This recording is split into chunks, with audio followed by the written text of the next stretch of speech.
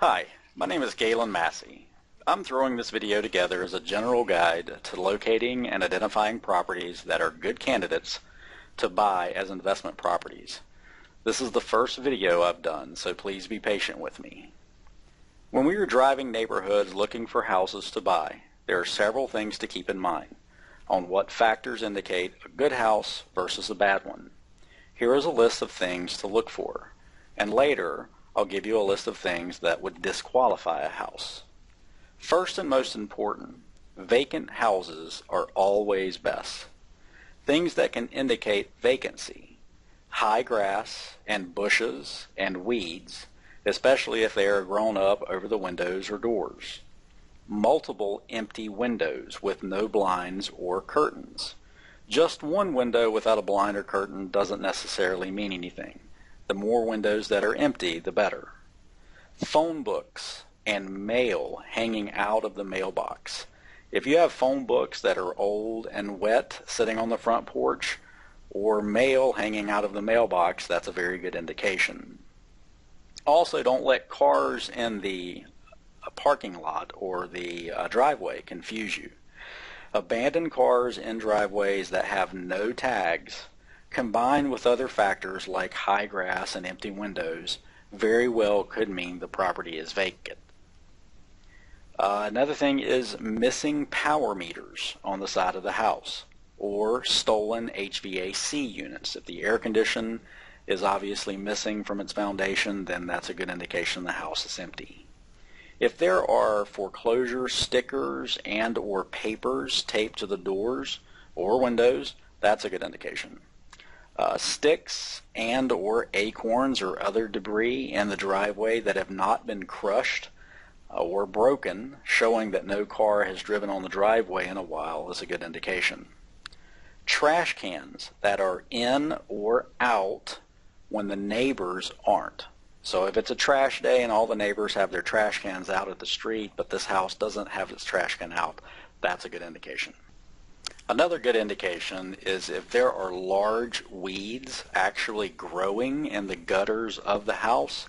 That's a very good indication that things are not being taken care of. Obviously, if you have a house that's boarded up, it's probably vacant. If there are yellow eviction signs hanging in the windows, if the house has stuff falling off of it like the gutters, or if it has broken windows or tarps on the roofs, and other obvious damage to the property would be good indications that it is vacant. Now, here are some things that would indicate that a house probably isn't vacant, even if it may look vacant with empty windows or high grass or things like that. A big indication that the property isn't actually vacant is if the lights are on, like a porch light or a garage light or any light that you can see in the house means the power's on, so most likely someone's living there. Garden hoses that are visible, like at the front of the house or on the side of the house, believe it or not, this is a very big indication that the house isn't vacant. Most people will not leave their garden hoses for whatever reason. So even if the house has high grass and the windows are vacant or empty, most likely it's not actually vacant. Something to also think about is when you're driving for houses, you don't want to get any house that has a for sale sign or a for rent sign in the yard. If it's by a real estate company like Allen Tate or Prudential or another large company like that that says for sale or for rent, even if the house is vacant, it's not going to be something that we could probably buy. If there's a sign in the yard though that says for sale or for rent by owner, that is one you definitely want to get and get the phone number off of the sign and make a note that it's a FSBO, a for sale by owner, or a for rent by owner. Those are good houses to get as investment properties. Now, when you get an address of a property that you think is vacant, it is best to get the number of the house and the street name. But if there is no number on the house, and this does happen pretty often, pick a house to the left or the right and get that number. But make sure to say in your notes that the address number that you're getting sits to the left or the right of the subject house. This way it can be looked up. It's best to use a GPS unit when you're driving if you can get one. You can turn on the trail traveled or the breadcrumb feature that are on most, if not all, GPS units. This way you can see roads that you have already driven on, and to help you structure your drive more efficiently in a neighborhood. It also helps you to not miss any hidden streets. The best deals are often found on the little hidden streets that most people don't even know are there. If you find a house and it has a vacancy sticker on the door or the windows, and these could also be vacancy papers, this is a very, very good house to write down, because this means it's a foreclosure. And later I'm going to have some pictures of houses and give you an example of these papers and stickers. But make sure that you write in your notes beside the address that this is a foreclosure.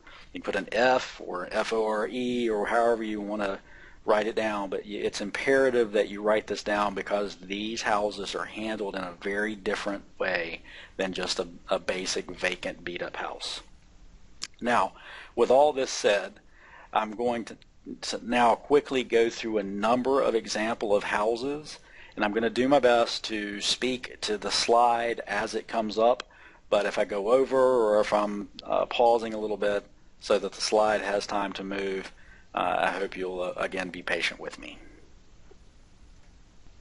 Now, the slide that you've been looking at the whole time I've been talking is a vacancy sticker on a door. This house, if you'll look, you can see that there are papers in the window. The windows are empty, and there are vacancy papers, foreclosure papers, hanging in the front window beside the door. This house, all windows are empty. The grass isn't really that high, but it does have all empty windows, so I think it's vacant. This is one of those phone books I was telling you about. It's been sitting there. It's soaking wet, swollen, and torn. It's a good indication of a vacancy. Now, this one, you can see the foreclosure papers in the window. There's a truck there, but that's probably an abandoned vehicle. Now, this house has really high grass and bushes, but if you'll notice there's a lockbox on the door. That's an indication of vacancy. And let's see here. Oh, I got the same slide twice. Sorry about that. Okay, here is a regular brick ranch house. This one was vacant because it has a phone book on the front porch. This one has high grass. There's a car there, but it's probably abandoned, and it's hard to tell. This one, there is a missing HVAC unit. That's a very good indication it's vacant. And here we go with an abandoned van. There are actually two cars in this driveway, both of them abandoned. Don't let that fool you. Now, here you'll see stickers on the doors and the windows and door hangers that are old. That's a good indication. This one, obviously, power meter is missing, guaranteed vacancy. Here is a no trespassing paper from a bank. That's foreclosure paperwork, vacant. Here, extremely high bushes and boarded up windows, guaranteed vacant. This one, just really, really, really large weeds and bushes and not taken care of. It's vacant.